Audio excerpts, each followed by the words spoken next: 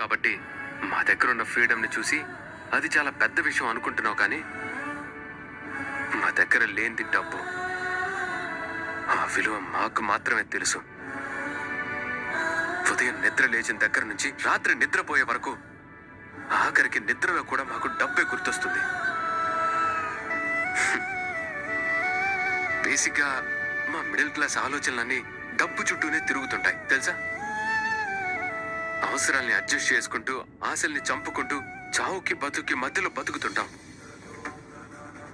ఒక చొక్కా కొనాలంటే ప్రైస్ ట్యాగ్ చూస్తాం. 5 రూపాయల దగ్గర కూరగాయల వాడితో బేరం ఆడతాం. 10 రూపాయల దగ్గర ఆటో వాడితో గొడవ పడతాం. జ్వరం వస్తే తగ్గిపోతుందిలే అని సరిపెట్టుకుంటాం. ఏ క్షణంలో ఇంట్లో ఎవరికి ఏ ప్రమాదం వస్తుందో, ఏ అనారోగ్యం వస్తుందో అని రూపాయి దాచిపెట్టుకుంటూ ఉంటాం. రెడీ అయ్యాయి. అయితే రేపు పొద్దున్నే ఇందుని మీకు అప్పచెప్తాను. అలాగే రాజు, చాలా థ్యాంక్స్. నీకు జీవితాంతం రుణపడి ఉంటాను. నువ్వు నాకు మంచి చేసావు. ఇక్కడ ప్రదక్షిణలు చేసి దేవుణ్ణి కోరుకుంటే అంతా మంచి జరుగుతుందంట.